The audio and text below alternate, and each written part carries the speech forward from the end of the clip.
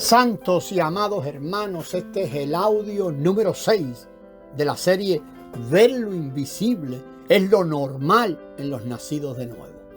El pastor Pedro Saavedra les saluda. Estamos enfatizando en lo que no se ve, lo que no hemos visto, los ámbitos invisibles que son la vida cristiana normal. Jesús apareció para perdonar los pecados y Él también vino para quitar los pecados. Eso es un hecho declarado en la Escritura. Pero estas son solo dos funciones de las dos funciones diferentes o de las funciones diferentes de la gracia y la misericordia de Dios. A veces hacemos mucho énfasis en la primera, perdonar los pecados. Pero Él quita el pecado de nosotros. Esa es otra obra de su gracia, según leemos en 1 de Juan 3:5. Y vosotros sabéis que Él se manifestó a fin de quitar los pecados, y en Él no hay pecado.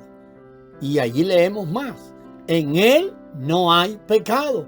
Así que como en Dios no puede haber mezclas, ¿cómo podemos nosotros ser unidos a Dios o crecer en esa unidad si practicamos el pecado?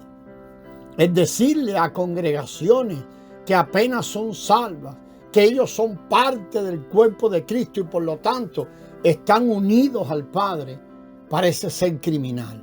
¿Por qué? Porque esa declaración asume que creyentes y aún ministros que todavía están practicando el pecado pueden ser llevados a esa unidad de perfección con Dios por su gracia. Gracias a Dios que todos podemos ser perdonados de pecados pasados, de todos los pecados pasados por su gracia y aún los del presente y los del futuro. Pero Él vino a quitar el pecado, lo que requiere un trabajo más profundo de santificación para llevar esa unidad a la perfección. Vamos a leer 1 de Juan 3:9. Ninguno que es nacido de Dios practica el pecado, porque la simiente de Dios permanece en él y no puede pecar porque es nacido de Dios. Es obvio que el viejo hombre natural exterior es el viejo hombre natural exterior el que practica el pecado.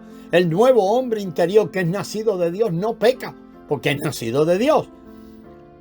Pero ¿por qué todo esto es tan importante si ya hemos sido salvos? Se preguntarán algunos.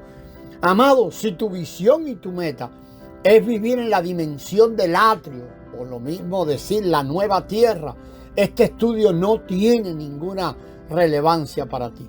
Sin embargo, si tu visión y meta es participar de la próxima restauración del ministerio del lugar santo, asir aquello para lo cual fuiste asido por Dios, hay mucho más trabajo que necesitamos en nosotros y en muchos otros niveles de transformación y purificación.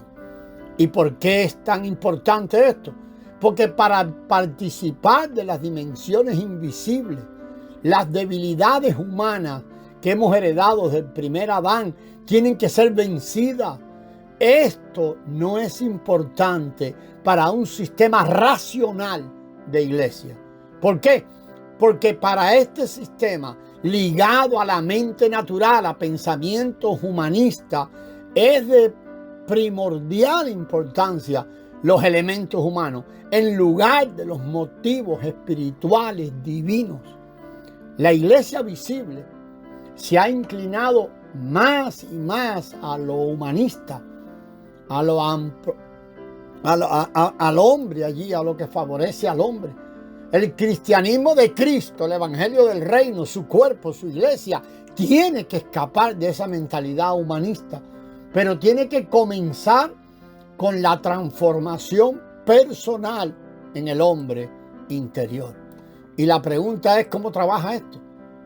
Sacándose todo lo que pertenece al primer Adán y poniendo todo lo que es del postrer Adán, Cristo.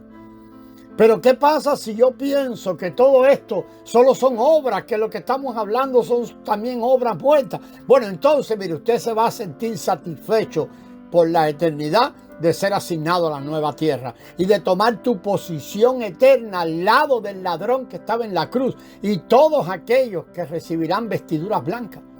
Obviamente que estos están en el cielo y ellos han escapado de la tierra, pero porque ese altar del que se habla allí está en el cielo. Vamos a leer Apocalipsis 6 del 9 al 11.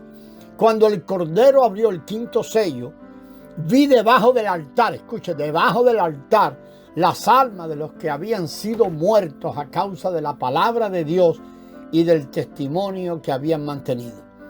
Y clamaban a gran voz diciendo: ¿hasta cuándo, oh Señor, santo y verdadero, esperarás para juzgar? Escucha, querían venganza y vengar nuestra sangre de los que moran en la tierra.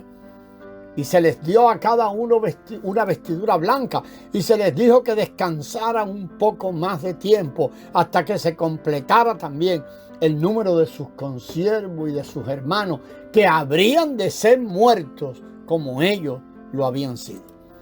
Como esto ocurre durante la tribulación, todavía quedan muchos creyentes que no habían avanzado más allá de la madurez de ese altar o del grupo de las vestiduras blancas. Estos en el grupo del altar ya habían sido muertos. ¿Por qué?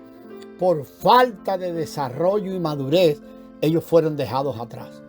El grupo del altar no podía ser procesado hasta que todos aquellos en esa etapa de madurez fueran muertos.